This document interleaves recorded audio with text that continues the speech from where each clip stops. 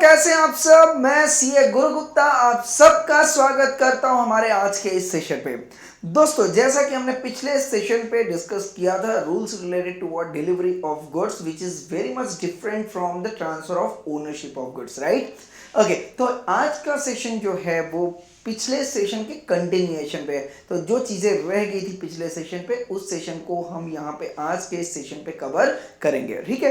तो previous session में जो भी कवर किया था, एक बार उसका थोड़ा सा जो है वो अपन समरी ले लेते हैं and then we will proceed ahead. Okay, section 31 जो बोलता है दोस्तों, that is duties of seller and buyer, है ना। तो सेक्शन 5 में जब सेलर ने जो ऑफर भेजा था उसको बायर ने एक्सेप्ट कर लिया था, राइट। अब जब डिलीवरी की बात आएगी तो डिलीवरी के लिए सेलर की रिस्पॉन्सिबिलिटी क्या होगी कि उसको गुड्स को डिलीवर करना होगा, और बायर की रिस्पॉन्सिबिलिटी क्या होगा कि उस डिलीवरी को एक्सेप्ट करके पेमेंट करना पड़ेगा।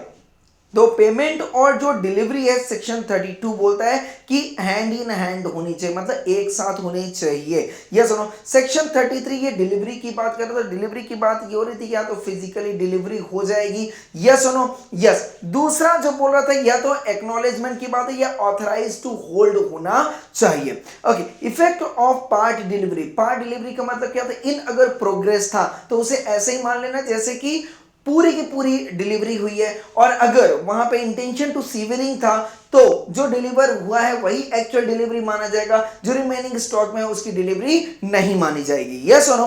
Okay, by to apply for delivery, तो अगर in the case of contingent goods के केस में बायर को क्या करना पड़ेगा, अप्लाई करना पड़ेगा डिलीवरी के लिए, और सेलर को बायर को इंटीमेट करना पड़ेगा। यस और नो, ये बात हमने 35 में की थी। 36 बात कर रहा था रूल्स एज टू डिलीवरी। तो रूल्स एज टू डिलीवरी में क्या क्या हमने कवर किया था, एक तो हमने बात की थी टाइम की, दूसरी बात की थी प्लेस की, तीसरी बात की थी that possession with third party, अगर गुड्स कहां पे है, possession with third party, yes और no, yes. And then last में बात की थी हमने कॉस्ट की। तो ये चारों चीजें जो है कहां पे है, सेक्शन नंबर 36। टाइम क्या होना चाहिए, रीजनेबल टाइम होना चाहिए, और अगर इमीडिएट की बात कर रहे तो रीजनेबल आवर में जो है वो गुड्स डिलीवर हो जाना चाहिए। प्लेस वही रहेगा जो at the time of contract बताया गया था, अगर एग्रीमेंट नहीं है, यस नो, और एग्रीमेंट टू सेल है तो वहां पे मैन्युफैक्चरिंग, जहां पे गुड्स मैन्युफैक्चर हो रहा है उसी प्लेस को प्लेस ऑफ डिलीवरी माना जाएगा।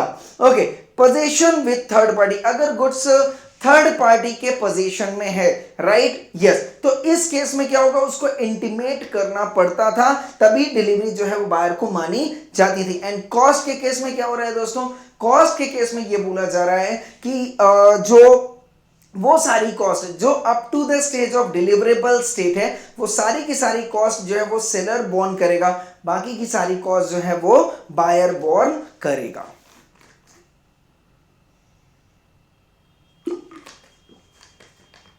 Yes, I hope I am clear with this. Yes, now आज का सेशन स्टार्ट होता है दोस्तों 37 से लेके 44 तक। चलिए आ जाइए, डिस्कस करते हैं एक एक करके सारी चीजें।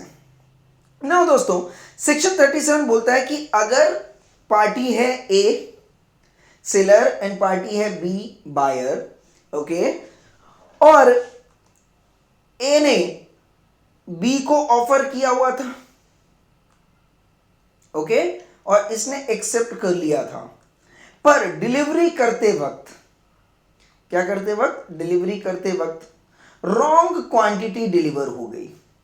क्या हो गया, रॉन्ग क्वांटिटी डिलीवर होगी। अब रॉन्ग क्वांटिटी दो तरीके से हो सकती है। मैंने बोला था कि भैया मैं आपको जो है मैंगोस, आहा, ओके, तो गर्मी का सीजन चल रहा है तो मैंगोज है ना, यस, आ रहे हैं, तो बिल्कुल, तो मैंगोज इसने बोला मैं आपको जो है 50 बॉक्सेस जो है वो मैंगोज आपको प्रोवाइड करूंगा एट द रेट ऑफ ₹600 पर बॉक्स, 600 पर बॉक्स।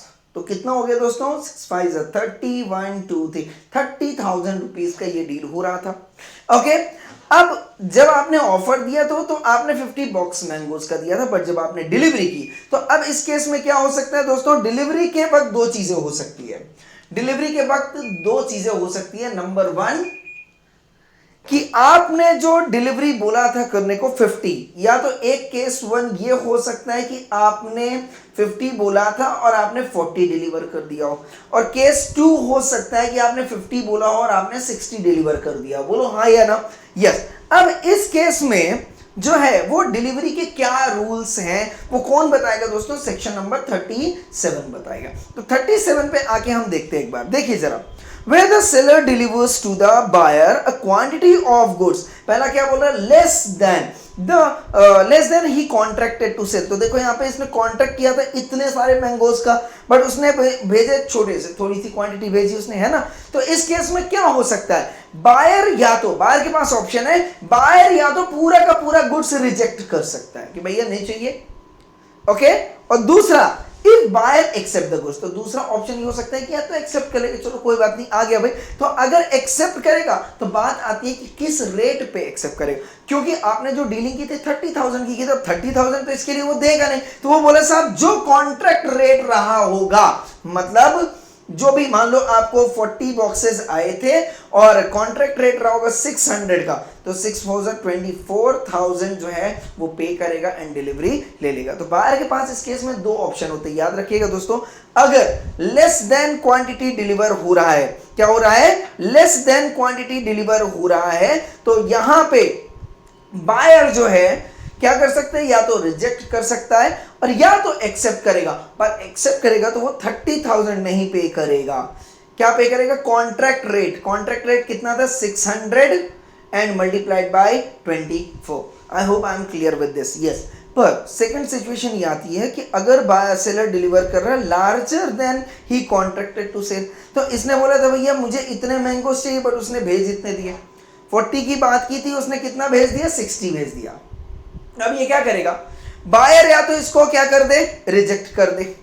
बायर क्या कर दे? पूरा रिजेक्ट कर दे, नहीं भैया मैंने जो है 40 बॉक्सेस मंगाया था, आपने 60 भेज दिया, पूरा ले जाओ, है ना? या तो ये सिचुएशन हो सकता है कि आउट ऑफ 60 40 मुझे दे दो, 20 आप जो है वो पूरा ले जाओ। यस और नो? तो ये बोलते हैं मैं accept the goods included in the contract and reject the rest. ये भी कर सकता है, कोई दिक्कत नहीं है ना? और अगर बोलते कोई बात नहीं, चलो भाई आपने 60 ला दिया तो चलो 60 रख दो, तो पेमेंट कितना करेगा दोस्तों? तो यहां पे उसको पेमेंट 0 करने की जरूरत है। यहां पे अगर वो पेमेंट कर रहा है एक्सेप्ट द गुड्स इंक्लूडेड, तो 40 इंटू 600, सॉरी 50 था ना? यस 50 था, तो कितना हो जाएगा? 30,000 पे कर देगा। और अगर उसने पूरा का पूरा एक्सेप्ट कर लिया तो एट कॉन्ट्रैक्ट रेट, मतलब कितना? 60 इंटू 600 दैट इज 36,000। बोलो हाँ या ना? समझ में आया नहीं है? क्योंकि 31 जो बोलता है बायर को, क्या बोलता है? बायर की जो रिस्पॉन्सिबिलिटी है, ड्यूटी है, वो क्या है? डिलीवरी को एक्सेप्ट करने की एंड पे करने की। तो एज एंड व्हेन वो डिलीवर को एक्सेप्ट करेगा तो उसको पेमेंट भी करना पड़ेगा। आई होप आई एम क्लियर और नॉट क्लियर दोस्तों? यस। अब तीसरा सिचुएशन आता है कि उसने बोला था भैया मुझे मैंगोज चाहिए, बट उसने मैंगोज के साथ साथ क्या दे दिया? ऑरेंज भी दे दिया, मौसम्बी भी दे दी, बहुत सारी चीजें मिक्स करके दे दिया, है ना? तो मैंने मंगाया था साहब मुझे सिर्फ मैंगो चाहिए, से सपोज मान लो यहां पे मैंने बोल दिया अगेन 50 बॉक्सेस। तो अब ये 50 बॉक्सेस में सब कुछ, मैंगोज भी, ऑरेंज भी, ग्रेप्स भी, सब कुछ मिला के दे दिया।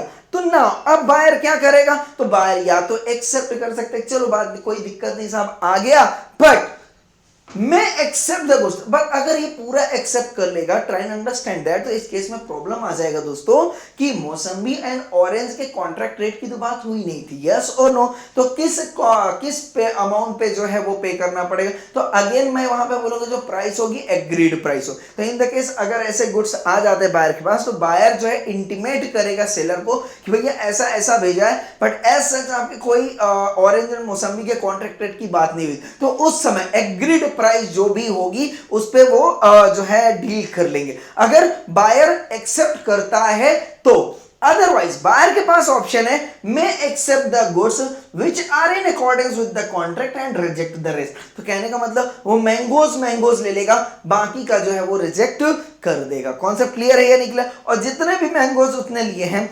कॉन्ट्रैक्ट रेट के बेसिस पे जो है अमाउंट पे हो जाएगा। आई hope I am clear. Simple है? कोई दिक्कत नहीं। तो बेसिकली आप समझ गए होंगे, अगर लेस देन क्वांटिटी या तो वो रिजेक्ट कर दे या तो एक्सेप्ट कर ले, एक्सेप्ट करेगा तो कॉन्ट्रैक्ट रेट पे कर देगा जो भी अमाउंट, जो भी क्वांटिटी उसने एक्सेप्ट की। लार्जर है तो या तो पूरा रिजेक्ट कर दे, या तो जितना उसने कॉन्ट्रैक्ट में दिया था उतना एक्सेप्ट कर ले, बाकी का रिजेक्ट कर ले, या तो पूरा एक्सेप्ट कर, पूरा एक्सेप्ट करेगा तो कॉन्ट्रैक्ट रेट के बेसिस पे पेमेंट करना पड़ेगा। और अगर मिक्स्ड है, क्या है, मिक्स्ड है, तो या तो उसमें से जितनी भी उसके कॉन्ट्रैक्ट वाले गुड है वो एक्सेप्ट कर ले, बाकी का वो रिजेक्ट कर ले, ये सुनो, या तो वो पूरा का पूरा रिजेक्ट कर सकता है, सेलर उस पर कुछ भी नहीं कर सकता। यस और नो? यस। तो अगर बायर यहां पर रिजेक्ट कर देता है तो seller can not sue the buyer if seller delivers the wrong quantity. तो मैंने आपको बताया था ओनरशिप यहां पे डजंट मैटर। तो यहां पे बेसिकली किस बात की हो रही है सर? अब आप यहां बोलोगे सर अगर मान लो यहां पे ओनरशिप का इशू होता तो क्या होता? तो मैं बोलता कि साहब देखो, अब इस केस में क्या हुआ है, कॉन्ट्रैक्ट ऑफ सेल हो गया तभी डिलीवरी हो रही है, बोलो हाँ या ना? यस। तो ओनरशिप तो ट्रांसफर हो चुकी है, तो ओनरशिप तो बायर ही है, ओनरशिप तो बायर के पास ही है, तो नॉर्मली रिस्क किसको लेना चाहिए? बायर को। पर यहाँ पे गड़बड़ी किसने की? सेलर ने, क्योंकि सेलर ने क्या किया? रॉन्ग क्वांटिटी डिलीवर किया। तो रॉन्ग क्वांटिटी डिलीवर किया तो यहाँ पे बायर को अथॉरिटी दी गई है कि बायर चाहे तो उस गुड्स को एक्सेप्ट कर सकता है या तो रिजेक्ट कर सकता है। I hope I am clear और नॉट क्लियर? यस।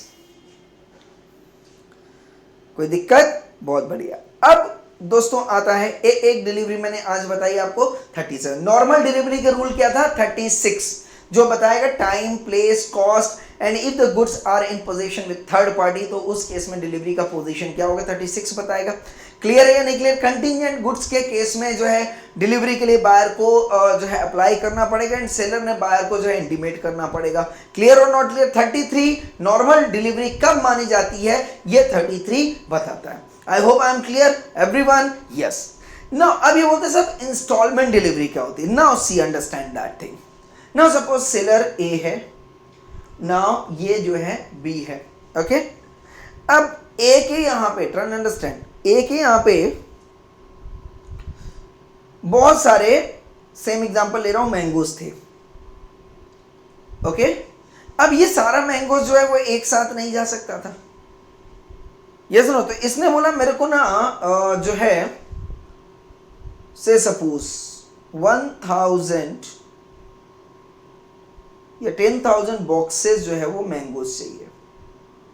अब 10,000 बॉक्सेस तो एक साथ जा नहीं सकता, तो इसने क्या बोला कि ठीक है, ऑफर इसने कर दिया 10,000 boxes at the rate of ₹500 कर दिया, ठीक है। तो कितना हो गया? 1 2 3 4 5 6, 50 लाख की डील हो गई। इसने बोला साहब मुझे एक्सेप्ट है ये ऑफर, ओके, और मैं पे कर दूंगा। तो इसने जब क्या किया, डिलीवर किया, तो इसने भी क्या किया, डिलीवरी को एक्सेप्ट किया, डिलीवरी को एक्सेप्ट किया। अब बात ये आती है जब आप डिलीवरी यहां पे हो रही है दोस्तों, तो ये जो डिलीवरी है इस केस में इंस्टॉलमेंट में हो रही है, मतलब फर्स्ट इंस्टॉलमेंट जो है वो गया 1000 बॉक्स का, ओके।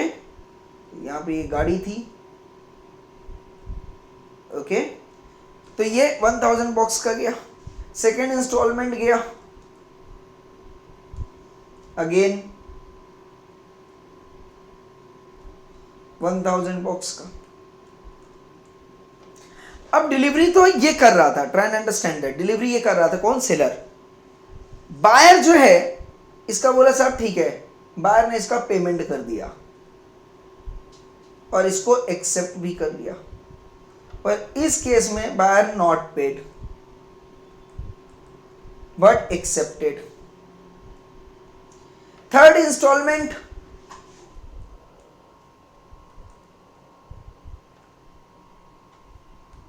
यहां पे जो गाड़ी जा रही थी वो डिलीवरी ही नहीं हुई, बट इसने पे कर दिया, है ना। एक्सेप्टेंस की तो बात ही नहीं आएगी, बट इसने पेड कर दी, बायर पेड,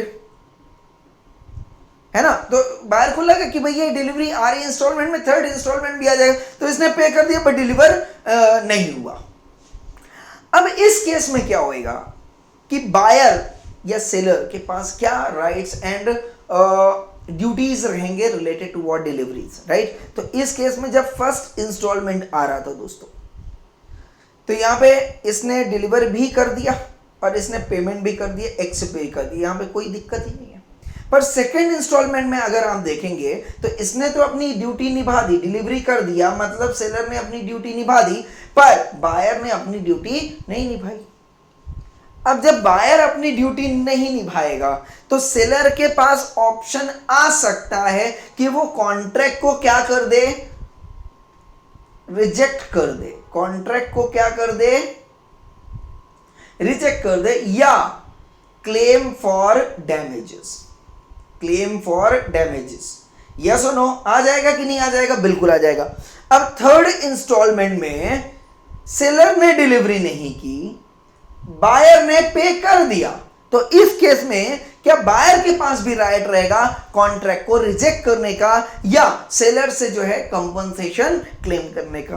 आ रहा है बात समझ में? यस और नो? यस। तो सेक्शन 38 इन्हीं चीजों को क्लियर करते हुए ये बताता है कि buyer not bound to take delivery in instalment. मतलब पहला सेक्शन आता है, बोलता है कि unless buyer is agreed with the seller as to the delivery of the goods in instalment, seller can not force buyer to take delivery in instalment. क्या समझा इस बात को? कि मतलब जब तक सेलर और बायर दोनों रेडी नहीं हो जाते कि बाबा मैं इंस्टॉलमेंट में डिलीवरी ले सकता हूं, और सेलर रेडी नहीं हो जाता कि मैं इंस्टॉलमेंट में डिलीवरी दे सकता हूं, तो इंस्टॉलमेंट में डिलीवरी कभी भी पॉसिबल नहीं होएगा। पिक्चर क्लियर है? So buyer of the goods is not bound to accept delivery thereof by installment. पर in the case अगर वो दोनों रेडी हो जाते हैं, so बोलता है where there is a contract for the sale of goods to be delivered by stated installment, तो stated मतलब मान लो 10 installment which are to be separately paid for। क्या बोल रहा है? बायर बोल रहा है कि जैसे जैसे डिलीवरी होती जाएगी वैसे वैसे मैं पेमेंट करता जाऊंगा। बोले ओके। तो मेरे केस में क्या हुआ? पहली डिलीवरी हुई, बायर ने पे कर दिया, सेकंड डिलीवरी हुई, बायर ने पे नहीं किया, गड़बड़ हो गया ना? बोलो हाँ या ना? यस। और थर्ड डिलीवरी में क्या हुआ? सेलर ने डिलीवरी नहीं की बट बायर ने पे कर दिया। दोनों ही सिचुएशन हो रही, यस और नो? यस। तो ये बोलते साहब when there is a contract for the sale of goods to be delivered by stated installments which are to be separately paid for, and तो सेपरेटली पे कर रहे थे, and seller makes no delivery और defective delivery in respect of one और more instalment. लो ये condition satisfy होगी, एक instalment में उसने डिलीवरी नहीं दी। और दूसरा बोलता है बायर निग्लेक्ट्स और रिफ्यूजेस टू टेक डिलीवरी, या तो मना कर दे भाई मैं डिलीवरी नहीं लूंगा, या तो उसने पेमेंट ही नहीं किया, पे फॉर वन और मोर इंस्टॉलमेंट। तो या तो बायर ने निग्लेक्ट कर दिया या रिफ्यूज कर दिया हो डिलीवरी लेने से या पे करने से, मना कर दिया। तो it is a question in each case depending on the terms, that is very very important. तो उस कॉन्ट्रैक्ट में जाके देख लेना कि क्या लिखा है। अगर बायर डिलीवरी एक्सेप्ट नहीं करता या पेमेंट नहीं करता और इसकी वजह से कॉन्ट्रैक्ट में लिखा है कि सेलर जो रिप्यूडिएट कर सकता है कॉन्ट्रैक्ट, तो फिर वो रिप्यूडिएट कर देगा। और अगर रिप्यूडिएशन की बात नहीं लिखी है तो क्लेम फॉर कंपनसेशन कर सकता है। आगे बात समझ में? यस और नो? यस। तो कहने का मतलब ये बोल रहा है कि साहब अगर whether the breach of contract, क्या है वहां पे? ब्रीच ऑफ कॉन्ट्रैक्ट, कॉन्ट्रैक्ट एकदम ब्रीच होने की कगार पे, मतलब मैक्सिमम टाइम आप उसको भेज ही नहीं रहे या पेमेंट ही नहीं करे, कुछ भी, यस और नो? यस। तो उस केस में repudiation of the whole contract हो सकता है। और ये बोलता है कि अगर कॉन्ट्रैक्ट जो है सेवरेबल ब्रीच है, सेवरेबल ब्रीच मतलब भैया मैंने फर्स्ट तो दिया, सेकंड तो दिया, थर्ड तो दिया, फोर्थ, सिर्फ फिफ्थ नहीं दिया था, सेवरेबल ब्रीच। तो भैया ये तो मैंने 4 दिए ना आपको, बोलो हाँ या ना? 4 दिए मैंने आपको, 5वां नहीं दिया था, और ये क्या है? सेवरेबल है, अलग किया जा सकता है इसको। तो उस केस में आप क्लेम फॉर कंपनसेशन कर सकते हो। बट ये बोल रहा है कि साहब मैंने 5th नहीं दिया, पर मैं 6 दे रहा हूं, 7 दे रहा हूं, 8 दे रहा हूं, 9 दे रहा हूं। आ रहा है बात समझ? यस और नो? तो उसमें आप इसको सेवरेबल कर सकते हो। तो उस केस में claim for compensation you can demand but you can not repudiate the contract. पर अगर होल सोल आपने कैंसिल कर दिया। कहने का मतलब पहला आया, दूसरा आया, पर तीसरा, चौथा, पांचवा बोले मैं दूंगा ही नहीं, तो फिर वो पूरा का पूरा ब्रीच ऑफ कॉन्ट्रैक्ट हो जाएगा और उस केस में होल कॉन्ट्रैक्ट रिप्यूडिएट हो सकता है। और जिसके कारण ये रिप्यूडिएशन हुआ है कॉन्ट्रैक्ट, आ रहा है बात समझ, और जिसकी वजह से अगर कोई लॉस हुआ है तो फिर क्लेम फॉर कंपनसेशन वहां पे बनता है। I hope I am clear और नॉट क्लियर? यस, पक्का 100%? Yes. So this is what called as section number 38। Okay, now section number 39 बोलता है कि साहब ए था, ए ने बी को ऑफर दिया, बी ने ए का ऑफर एक्सेप्ट कर लिया, तो जब ए इसको डिलीवरी दे रहा है तो ए ने जो डिलीवरी दी वो किसको दी? कैरियर को या वॉरफिंगर को। अब कैरियर मतलब क्या हो गया कि भैया मैं तुमको गुड्स दे रहा हूं, तुम बायर को पहुंचा देना, डिलीवरी। ए बोल रहा है भैया गुड्स पेरिशेबल है, इसलिए इसको वेयरहाउस में कोल्ड स्टोरेज में रखना बहुत जरूरी है सेफ्टी के लिए, तो मैंने कोल्ड स्टोरेज में रख दिया। आप क्या कर देना, गुड्स को जो है बी को डिलीवर कर देना। बोलो हाँ या ना? यस। तो जैसे ही सेलर गुड्स को किसको देता है? कैरियर को या वॉरफिंगर को, it is deemed to be considered that, deemed to be considered as it is a delivery. तो deemed to be delivery, but definitely इस केस में बी के पास क्या आना चाहिए? नोटिस आना चाहिए कि भाई आपके बिहाफ पे जो है गुड्स जो है वो कहां पे रखा गया? कैरियर पे या वॉरफिंगर पे। आ रहा है बात? तो ए ने अगर इतना काम कर दिया तो मतलब ए ने क्या कर दिया? अपनी रिस्पॉन्सिबिलिटी पूरी कर, that he has delivered the goods. आ रहा है बात समझ में? यस। अब गुड्स इसके पास पहुंचता है या नहीं, इसको अपन क्या बोल सकते हैं? कंस्ट्रक्टिव डिलीवरी भी बोल सकते हैं। क्या बोल सकते हैं दोस्तों? This is what called as constructive delivery. जो आपको सेकंड मोड ऑफ डिलीवरी बताया, this is what called as constructive delivery. मतलब कैरियर एंड वॉरफिंगर इसको क्या दे देंगे? Acknowledgement. Acknowledgement in the form of dock warrant या वेयरहाउस इनवाइस आपको मिल जाएगा यहां पे, है ना। तो कुछ भी ऐसा एक्नॉलेजमेंट मिल जाएगा जहां पे बायर को लगेगा कि हाँ भाई जो गुड्स है वो मेरी कस्टोडियन के पास आ चुका है, तो वहां पे जो है एक ही रिस्पॉन्सिबिलिटी खत्म हो जाती है। तो यहां पे आप देखेंगे जरा फटाफट से, where in pursuance of a contract of the seller is authorised और required to send the goods to the buyer, okay, but directly buyer को नहीं भेज रहा है, ये डिलीवरी किसको दे रहा है? कैरियर को। whether named by the buyer or not for the purpose of transmission to the buyer, जो कि जाके बायर को सबमिट करेगा, या तो delivery to wharfinger for safe custody is prima facie deemed to be a delivery of goods to the buyer। साफ साफ लिखा हुआ है, क्या मान लिया जाएगा? deemed to be delivery of the goods to the buyer। I hope I am clear or not clear? Yes। The seller shall make such contract with the carrier or wharfinger on behalf of the buyer as may be reasonable having regard to the nature of the goods and other circumstances। Okay, तो अगर perishable goods है तो उसके case में उसको पूरा time वगैरह, उसकी सेफ्टी वगैरह सब देखना पड़ेगा। यस ना, सपोज मान लो वो भेज रहा है एक भेज रहा है, राइट। तो अब एक को भेजने के लिए उसकी जो पैकिंग है वो थर्मोकोल के बॉक्स में होना चाहिए, उसका पूरा जो है वो क्या बोलते हैं उसमें जिसपे उसको रखते हैं, राइट। तो वो सारी चीज जो है प्रॉपर सेटअप के साथ भेजना चाहिए। तो अगर ये सारी चीज सेलर नहीं करता है तो उसे डीम्ड टू बी डिलीवरी नहीं माना जाएगा। तो if the sellers omits to do, क्या लिखा है यहाँ पे? If the seller omits so to do, goods are lost or damaged in course of transit or whilst in the custody of the wharfinger, the buyer may decline to treat the delivery। Buyer मना कर दे कि भाई ये delivery मैं मानूंगा ही नहीं। अब आप एक भेज रहे हो बट एक को आपने प्रॉपर उसमें नहीं रखा हुआ है, राइट, तो आपने उसकी सेफ्टी का ध्यान नहीं रखा है, ओके, तो फिर डेफिनेटली जो है वो पूरा का पूरा जो है डिलीवरी को कैंसिल कर सकता है बायर। अब आपने बर्फ, आइस का जो बड़े बड़े आते हैं, ये सुनो क्या बोलते हैं उसको, पूरा, राइट, ओके, आइस का जो कैरेट आता है, राइट। तो अगर आप आइस के कैरेट को प्रॉपर तरीके से उसको कवर अप नहीं करोगे और ऐसे ही भेज दोगे और मेल्ट हो गया बीच में, तो बाहर उसे क्या डिलीवरी मानेगा? नहीं माने। तो प्रॉपर उसकी सेफ्टी के साथ अगर प्रॉपर केयर के साथ अगर सेलर ने गुड्स की डिलीवरी नहीं दी है तो बायर जो है वो डिलीवरी लेने से मना कर सकता है एंड सेलर इस पे कुछ भी नहीं कर सकता। आई hope I am clear. Yes, तो जो भी डैमेजेस होगा seller is responsible. Picture clear है या नहीं क्लियर है? यस। तो वेरी वेरी इंपॉर्टेंट दोस्तों कि जब भी सेलर कैरियर को या वॉरफिंगर को गुड्स भेज रहा होगा तो जब तक गुड्स प्रॉपर तरीके से, सेफ तरीके से कैरियर एंड वॉरफिंगर के पास नहीं पहुंच जाता है तब तक जो है सेलर की रिस्पॉन्सिबिलिटी खत्म नहीं होती है।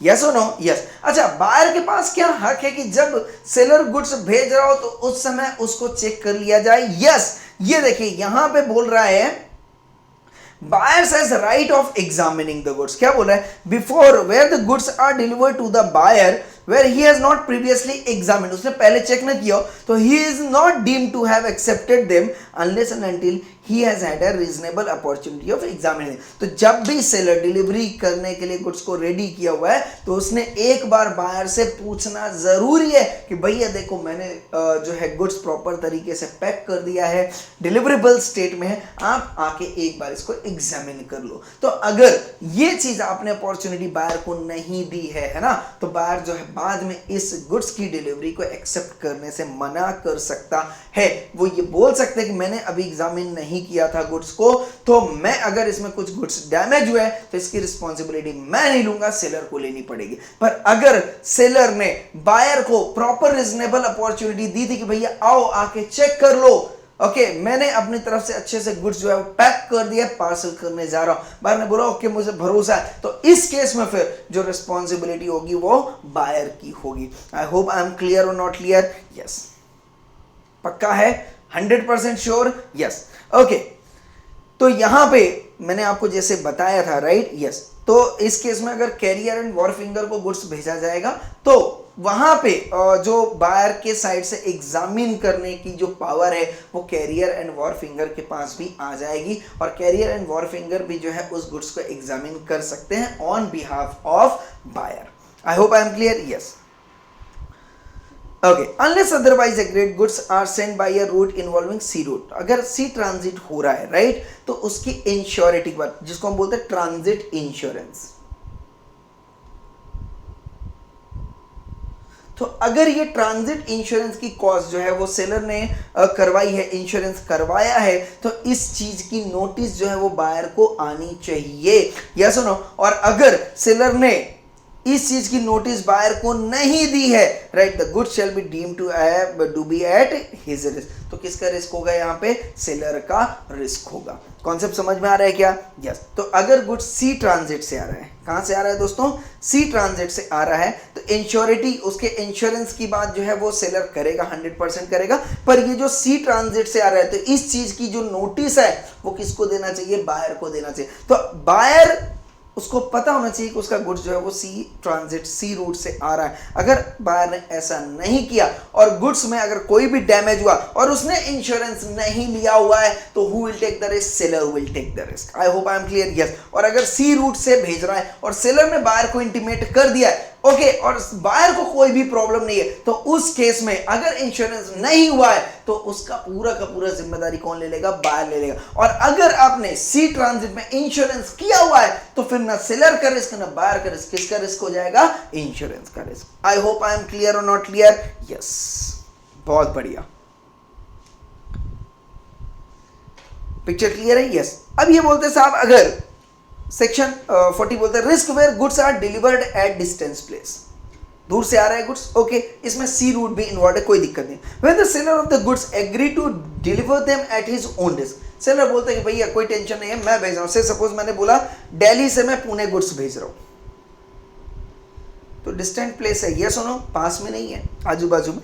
तो बोले साहब, सेलर बोल रहा है कि मैं अपने रिस्क पे भेज रहा हूं, टेंशन मत लो। Other than that where they have been sold. अब जैसे ये पुणे की जो पार्टी थी बायर, ओके, ये पुणे के ही सेलर से खरीदती है, ओके, पर गुड्स पुणे के पास नहीं था, सेलर के पास, वो दिल्ली में रखा हुआ था, तो उसने बोला भैया मैं यहां से गुड्स भेज रहा हूं। Where the seller of goods agrees to deliver them, क्या बोल रहा है, seller of goods agrees to deliver them at his own risk. बोले आप टेंशन मत लो, भले ही दिल्ली में गुड्स है, यहां से लेके यहां तक आने में मेरी रिस्क है, अगर कुछ भी गुड्स में होता है तो मेरी रिस्क है। बोले okay, the buyer shell nevertheless मतलब इसके बावजूद भी, अनलेस अदरवाइज एग्रीड, अगर एग्रीड किया है, सेलर ने एग्रीड किया कि भैया मेरा रिस्क है, तो क्या बोल रहा है कि सेलर ने ही रिस्क लेना है और कुछ भी डैमेज हो सेलर मैनेज करेगा। पर अगर सेलर पुणे में है, बायर भी पुणे में है, पर गुड्स कहां पे डिलीवर है और दिल्ली में है, दिल्ली से गुड्स आ रहा है और सेलर ने कोई भी एग्रीमेंट नहीं किया इस विषय पे, तो who will take the risk, buyer will take the risk. तो सेलर ने बायर को बताया होगा यस और नो, और वहां पे सेलर ने कोई भी एग्रीमेंट नहीं किया था कि मैं रिस्क लूंगा, बायर की इमरजेंसी रहेगी, बायर को जरूरत रहा होगा तो बोले ठीक है साहब दिल्ली में भेज दो मेरे को बहुत जरूरत है, भेजना है कस्टमर को। सेलर ने पुणे के सेलर ने भेज दिया, कुछ गुड्स डैमेज हो गए, उस केस में ये जो गुड्स का डैमेज होगा वो बायर बेयर करेगा। आई होप आई एम क्लियर और नॉट क्लियर। यस, तो यहाँ पे वर्ड लिखा हुआ है दोस्तों अनलेस अदरवाइज एग्रीड। क्लियर है या नहीं क्लियर है? सारे सेक्शंस में इसलिए कवर कर रहा हूं कि जब मैं अभी केस स्टडी पे आऊंगा तो ये सारी चीजें जो है आपके दिमाग में चलनी चाहिए, राइट? क्योंकि अगर हम पढ़ाई नहीं करेंगे तो वहां पे चलेगा नहीं। तो इसको बस सेक्शन वाइज एक एक चीज दिमाग में रख लो, जब भी हम केस स्टडी डिस्कस करेंगे तो सारे सेक्शंस एक साथ दिमाग में आने चाहिए, ठीक है? ओके, नाउ 41 मैंने बता दिया, बायर का यस एग्जामिन करने का राइट्स है।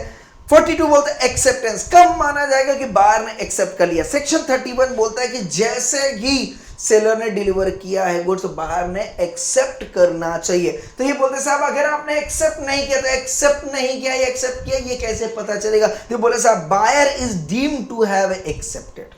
तो ये जो पॉइंट है दोस्तों section number 42, right, it is always run along with section number 31।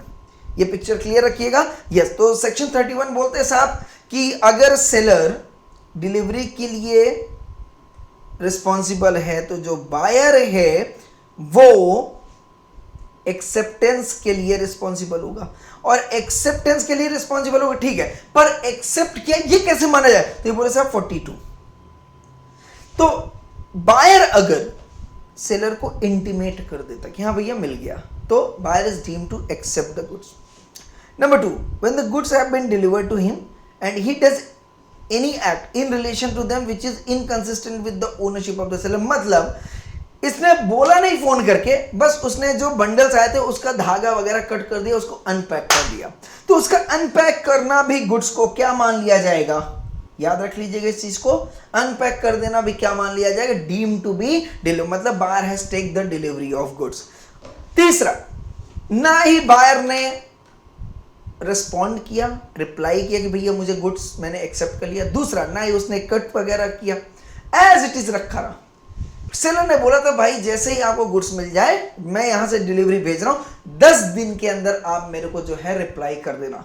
वो 10 दिन बीत गए, सेलर ने बोला था 10 दिन बाद, 10 दिन तक आप रिप्लाई कर देना, 10 दिन बीत गए, उसने रिप्लाई नहीं किया, गुड्स उसी के पास था, क्या मान लिया जाएगा कि buyer has deemed to accepted the goods। तो after the lapse of reasonable time, है ना, तो he retains the goods without intimating to the seller that he has rejected them। तो उसने रिजेक्शन का कोई भी रिप्लाई नहीं दिया, तो ये मान लिया जाएगा कि he has deemed to accept the delivery of the goods। I hope I am clear। yes। अच्छा, बायर अगर रिजेक्ट कर देता है गुड्स को, क्या बोला मैंने, बायर सपोज मान लो सेलर ने डिलीवरी दी, बायर को पसंद आया तो वो एक्सेप्ट कर लेगा, मतलब 42, और 42 के लिए या तो इंटीमेट कर दे या तो कुछ तो भी ऐसा एक्ट कर दे जिससे सेलर को ओनरशिप खत्म हो जाए। एंड नंबर 3 क्या बोल रहा है, बायर जो है रीजनेबल टाइम पे जो है वो क्या कर दे, उसको रिस्पॉन्ड कर दे, यस और नो, यही था। यस, उसने नहीं किया और उसने क्या कर दिया, बोले भाई साहब मेरे को पसंद नहीं है, रिजेक्ट, ये नहीं पसंद है। ऐसे सपोज उसने जो है ऑनलाइन गुड्स मंगाया, बट उसने देखा नहीं यार ये गुड्स समझ में नहीं आ रहा है मेरे को, उसने रिजेक्ट कर दी, नहीं ये गुड्स नहीं लूंगा, बात खत्म। अब जब रिजेक्ट कर दिया, ओके, तो क्या उस गुड्स को रिटर्न करने की जिम्मेदारी बायर की होगी? नहीं। तो अगर बायर ने गुड्स को रिजेक्ट किया है तो it is not the responsibility of buyer to reject that is return the goods to the seller. तो जस्ट एक इंटीमेट कर देना सेलर को, भैया मैंने रिजेक्ट कर दिया, मुझे नहीं पसंद है, तो it is the seller responsibility to send someone, right, who can take goods back to his godown. I hope I am clear. Yes. So unless otherwise agreed by, goods are delivered to the buyer and he refuses to accept them, he is not bound to return them to the seller. It is just sufficient if he intimate. पर अगर ये intimate नहीं करेगा तो क्या मान लिया जाएगा? Team to accept the good. So if 43 not applied, 42 will be applied. I hope I am clear or not clear. Yes. So what would be the liability of buyer for neglecting or refusing delivery of goods? तो अगर 43 लगता है, समझना 43 लगेगा तो 42 नहीं लगेगा. Yes no, reject किया मतलब एक्सेप्ट नहीं किया, बोलो हाँ या ना. 43 लगा तो 42 नहीं लगा, और 43 अगर लगा तो 44 लगेगा. 44 के साथ 43 44 के साथ चलेगा, बट 43 42 के साथ नहीं चलेगा, याद रख लीजिएगा. ओके तो अगर 43 है तो 44 क्या बोलता है कि when the seller is ready and willing to deliver or request the buyer to take delivery and the buyer does not within a reasonable time respond that he has accepted the delivery. Yes or no, ये लिखा है. The buyer does not within reasonable time after such request take delivery of the goods. क्या बोला, ध्यान समझना. Seller ने बोला कि भैया मैं रेडी हूं भेजने के लिए, है ना, ready and willing to deliver the goods. Okay, and request the buyer to take delivery. क्या बोला, request the buyer to take delivery. भैया मेरा गुड्स जो है आपके हिसाब से सब रेडी हो चुका है, प्लीज आप आके डिलीवरी ले जाइए. And the buyer does not within reasonable time after such request. Request भेजा था उसने, बट रिक्वेस्ट भेजने के बाद भी बायर नहीं आया डिलीवरी लेने, गुड्स खराब हो गया वहां पे रह के. He is liable to the seller for any loss occasioned by his neglect or refusal to take delivery.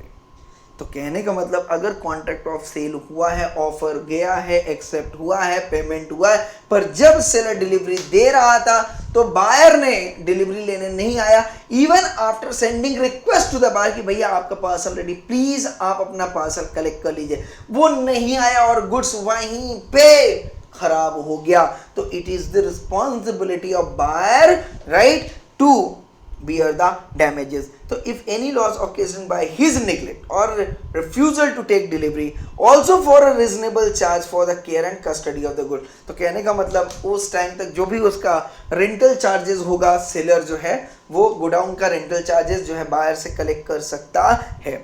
Yes or no? Yes, provided that nothing in this section shall affect the rights of the seller.